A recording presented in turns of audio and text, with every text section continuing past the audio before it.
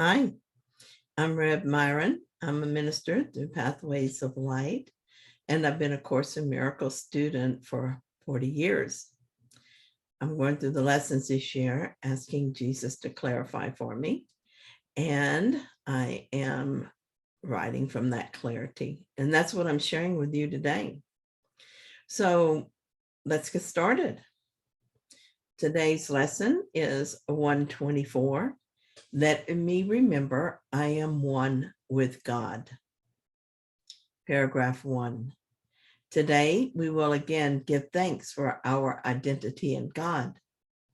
Our home is safe, protection guaranteed in all we do, power and strength available to us in all our undertakings. We can fail in nothing. Everything we touch takes on a shining light that blesses and that heals. At one with God and with the universe, we go our way rejoicing, where the thought of God himself goes everywhere with us. 2, how holy are our minds? And everything we see reflects the holiness within the mind at one with God and with itself. How easily do errors disappear and death give place to everlasting life? Our shining footprints point the way to truth, for God is our companion as we walk the world a little while. And those who come to follow us will recognize the way because the light we carry stays behind, yet still remains with us as we walk on. How wonderful. We have another day of gratitude and of basking in God's gifts to us. As we choose the right mind over the split mind more and more often, we begin to experience the gifts of God. We start to feel safe as we accept that we are one with God, even if it doesn't seem to be true from the perspective of the world. I have not yet reached a level of acceptance that proves I can fail at nothing, but I can imagine it, and so I know I will. How holy are our minds? Not the split mind, of course, which is the home of the ego, but our true mind is very holy. We can achieve the shift from using the ego mind to make our decisions, to turning always to the Holy Spirit in our right mind. The more we practice this, the easier and more natural it becomes. Because we are part of the oneness, what we accomplish is accomplished for all. That is why the light we carry stays behind and yet still remains with us. Paragraph 3. What we receive is our eternal gift to those who follow after, and to those who went before or stayed with us a while. And God, who loves us with the equal love in which we were created, smiles on us and offers us a happiness we gave. Again, Jesus is reminding us that we are one. As well, it is clear that he wants us to remember that time is not linear. Well, really, it doesn't exist at all. What we receive today is our eternal gift. It is a gift to those who are here with us because we are one. And so that one receives, what one receives is available to all. It's a gift to those who came before and those who come after, because time is not real. The peace and joy and love is received and given all at the same time and is eternal. Such are the gifts of God. 4, today we will not doubt his love for us, nor question his protection and his care. No meaningless anxieties can come between our faith and our awareness of his presence. We are one with him today in recognition and remembrance. We feel him in our hearts.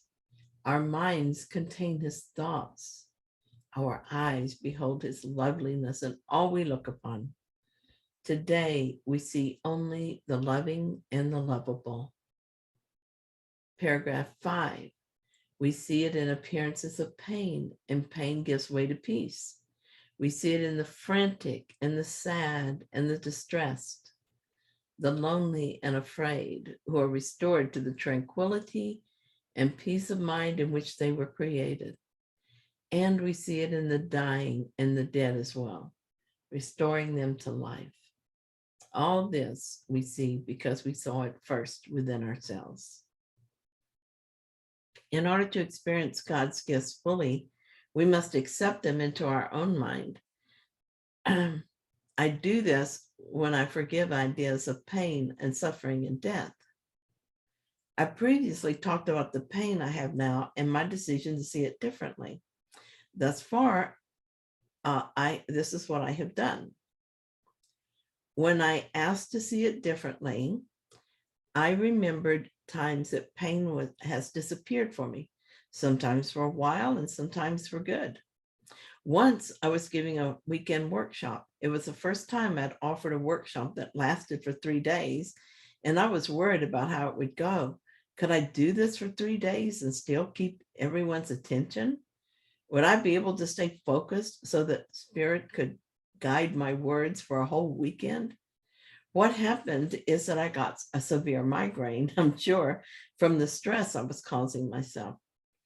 I talked to Jesus about it. How could I do this workshop while I had a migraine? I felt him assure me all would be well. And anyway, what choice did I have? I flew to the town where I was giving the workshop, and people had gathered from other places to attend. So I just did what needed to be done. The amazing thing is that when I was talking, I had no pain. When I would stop for a break, I would be overcome with pain and go lie down until the break was over. This went on for the whole weekend. What I learned from that experience is that in order to feel pain, we have to place our awareness on it. When I was speaking, my awareness was on only the workshop. When I stopped speaking, I placed my attention on the pain. Remembering this experience, I understood what Jesus wanted me to know about my present situation. For the last 3 days, I stopped giving the pain my attention. I feel the pain, but I don't think about it. I just let it be. And my experience is that I'm not suffering from pain. It's there sometimes, and sometimes it's not, but I'm at peace.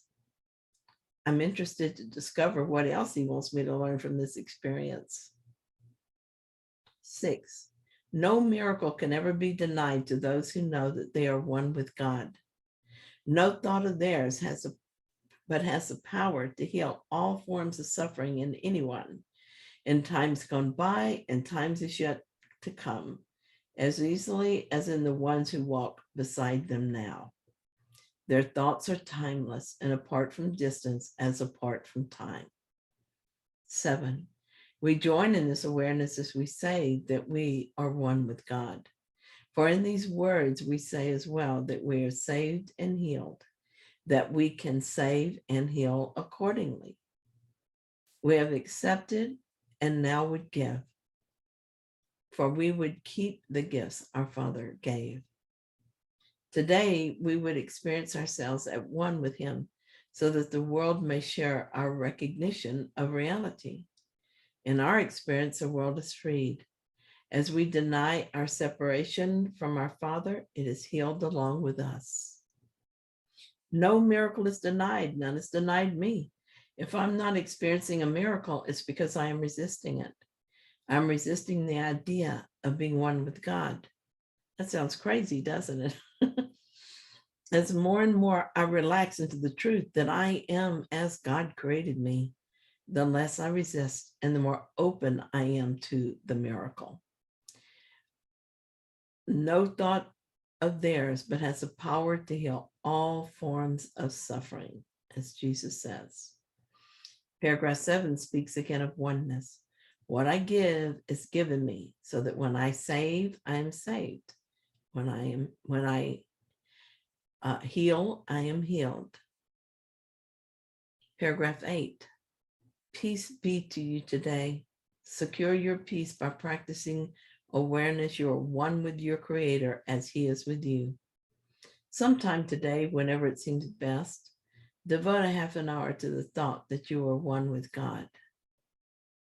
This is our first attempt at an extended period in which we give no rules nor special words to guide your meditation. We will trust God's voice to speak as He sees fit today, certain He will not fail. Abide with him this half an hour. He will do the rest. 9, your benefit will not be less if you believe that nothing happens. You may not be ready to accept the gain today. Yet, sometime, somewhere, it will come to you, nor will you fail to recognize it when it dawns with certainty upon your mind. This half an hour will be framed in gold, with every minute like a diamond set around the mirror that this exercise will offer you, and you will see Christ's face upon it in reflection of your own.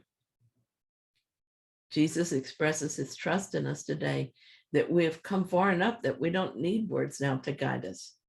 He trusts that we can hear, that is, know what is being given us in our time with God. And he reassures us that if we're not aware of anything happening, we can trust that we did not fail.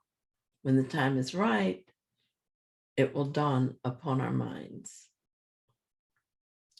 Perhaps 10, perhaps today, perhaps tomorrow, you will see your own transfiguration in the glass this holy half an hour will hold out to you to look upon yourself.